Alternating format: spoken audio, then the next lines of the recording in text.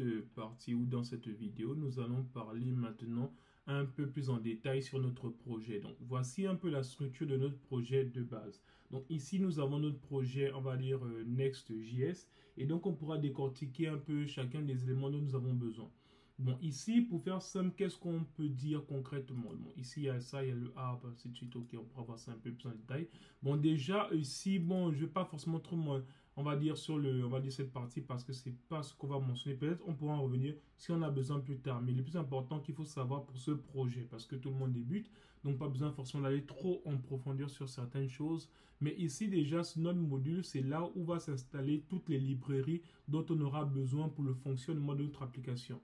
En un mot, les librairies qu'on installera ici, qui vont s'afficher dans ce fichier package.json, vont pouvoir apparaître dans ce dossier-là, donc sur notre module. Si vous faites du Next.js, je pense que vous connaissez bien. Ensuite, public, donc tout ce qui est public, tout ce qui sera affichage sur notre site, notre page d'entrée, notre page d'accueil, et ainsi de suite. Bon, ça aussi, vous le savez déjà. Et donc, en fait, qu'est-ce qu'on peut dire concrètement? Parce que normalement, la plupart des choses vont se passer dans ce dossier source. Donc ici, ça c'est pour le link, comme on a dit. Ça c'est pour la configuration d'un fichier Next.js. Donc, qu'est-ce qu'on peut dire d'autre encore? Ça c'est le package.json dont je vous ai parlé.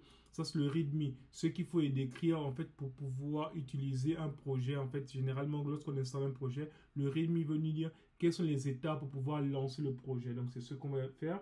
Ici, maintenant, tsconfig.json, ça c'est la configuration de TypeScript. Donc, il n'y a pas grand-chose à dire. Donc, ouais, bon, on va dire ici. Là, c'est bon. On a dit oui, mais c'est pour les infos. OK. Ici, maintenant, qu'est-ce qu'on peut dire d'autre si je veux... Je pense que globalement, ici, ça, c'est...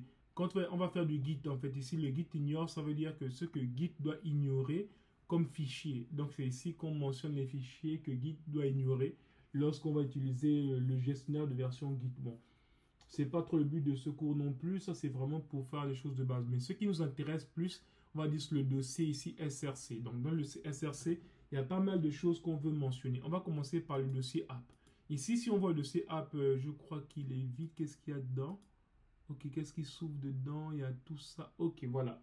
Donc, ici, en fait, dans le dossier app, en fait, il y a quoi? Il y a un layout, il y a un favicon. Favicon, c'est juste pour dire que c'est l'icône. Vous voyez ici l'icône qui est là. Lorsqu'on va sur notre projet, c'est cette icône qui est là. Donc, c'est ce qu'on appelle le favicon. Donc, c'est bien celui-là. Ici, maintenant, au niveau du global CSS, en fait, ici, c'est quelque chose qui est beaucoup utilisé, qu'il faut vraiment à tout prix regarder. Vous voyez, c'est une structure qui est déjà donnée. C'est ce qui marche ici. Comme on peut le lire sur le fichier, c'est un CSS qui est global. Donc, concrètement, à quoi il sert? En fait, c'est juste la feuille de style qui sera utilisée en fait sur toute notre application.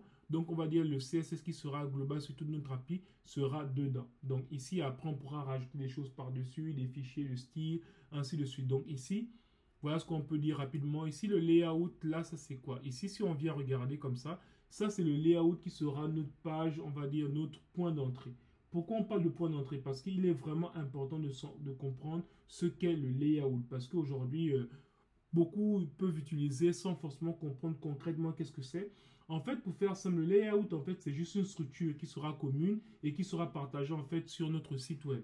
Qu'est-ce qu'on veut dire par là? C'est que quand on parle de structure commune, c'est parce que vous voyez sur une page, il y aura un header qui sera ici, il y aura un footer, et donc ce sont des éléments qu'on ne voudra pas coder sur toutes les pages. Donc, on voudra que cette partie s'affiche juste sur toutes les pages. Donc, on le mettra ici, et donc pour le faire, on va le mettre ici dans le layout. Donc, le layout, c'est on va dire la structure commune pour toute notre application web. Donc ici, qu'est-ce qu'on peut dire aussi? C'est là où, comme je disais, on pourra mettre ici donc un navbar, on pourra mettre ici un footer, et donc voilà globalement un peu à quoi sert le layout. Donc ici, vous avez même peu la structure, donc vous avez le titre ici, parce que si vous voyez ce qui est là, Create Next App, vous voyez c'est ici Create Next App. Si je mets ici, on va mettre ici, je mets ici Birthday App, comme ça, et donc là aussi, vous voyez, ce sera écrit, voilà, Birthday App. Oula, il y a un doublon. Ouais, ok. Donc ici, ouais, bon, c'est bon, ok. Donc ici, voici un peu, ça c'est un peu le title. Comme vous savez faire en HTML, globalement, on pourra en reparler là-dessus parce qu'on va sûrement en revenir. Et donc ici, après, qu'est-ce qu'il y a ici? Qu'est-ce qu'on peut dire concrètement? Ici, il y a ce qu'on appelle le children. Le children, en fait, vous avez fait en React. En fait, si vous voulez faire simplement, toutes les pages auront la même structure. Mais ce qui va changer, ce sera juste le children. Donc ici, on aura nos différentes pages qui vont s'afficher de façon différente parce que le children va changer. Mais le haut, le bas, tout ça sera quasiment similaire. Donc voici un peu ce qu'on peut dire globalement au niveau de notre partie. Est-ce qu'on a autre chose d'autre aussi? Bon, ça c'est aussi pour le CSS et ça, ce sera notre page d'accueil. Vous voyez ici, ça c'est notre page d'accueil. Si je viens ici, là par exemple, où là on a tout ça. Bon, on va venir ici. Je veux juste venir faire tout ça. Je ferme là. Et je vais aussi, bon, le footer pour le moment, je ne sais pas trop. Je vais voir. En fait, ici, donc je mets ici Hello comme ça. Si je mets ici Hello World. Hello World, vous voyez ici, il y aura juste Hello World. Donc voici un peu notre page d'accueil qui est là. Donc si vous voyez tout ce qui est là, c'est ce qui s'affiche ici. Donc voici un peu globalement ce qu'on peut dire. Je ne pense pas qu'il y a grand chose à voir là-dessus. De toute façon, on va utiliser ça au fur et à mesure. On va coder, on va pouvoir rentrer au fur et à mesure dedans.